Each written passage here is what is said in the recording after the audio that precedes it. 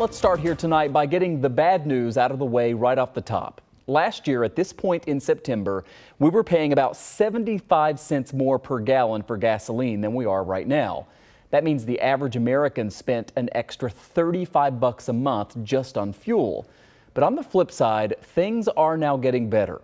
So take a look. For a few months now, we've seen a consistent drop in pump prices. GasBuddy.com now says that our average in Buffalo fell 13 cents over the last week to $3.93 a gallon, dropping below that $4 mark for the first time since February, when prices spiked nationwide. It was especially bad right there at the start of the Russian invasion of Ukraine. We're still sitting a good 26 cents above the national average, though, which you can see is $3.67. It's been falling pretty consistently since that peak back in June. Nationally, though, it's been falling a lot faster. Patrick Haan joins us now. He is head of petroleum analysis at GasBuddy.com. It's great to have you back on the show and get your expertise on this. And I want to start with the fact that finally here in Buffalo, that average is below $4 a gallon. People have been waiting for a while. What has been driving the drop in prices here and across the country over the past few months?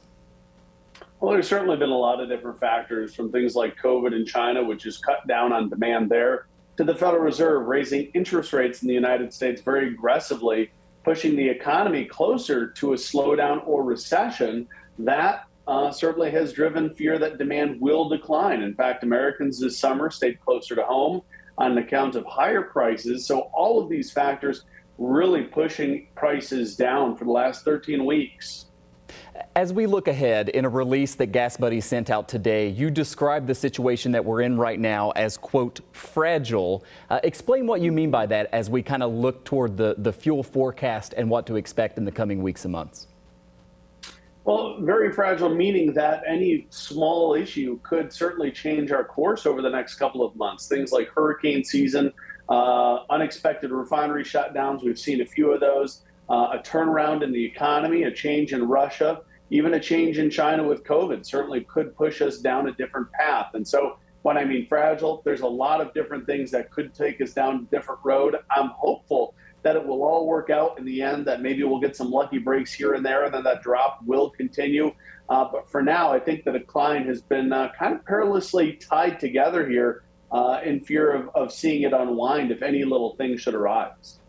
We mentioned the difference in prices in our region in Western New York compared to the rest of the country at the top of the show. And it's interesting because when things really peaked back in June, our prices were lower than the national average. Now, it was because the government at the state and local level decided to do some temporary cutback of taxes, and so that pushed us down. But since June, the national average has dropped a lot faster than we've seen here in Western New York. I know that you've mentioned prices across the Northeast have been somewhat unique compared to the rest of the country.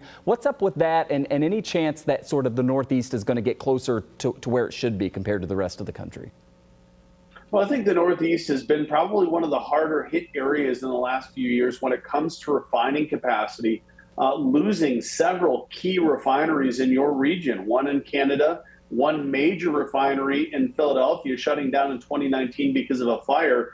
And it's those refinery shutdowns that have put the Northeast in a predicament of simply not enough refining capacity to meet demand.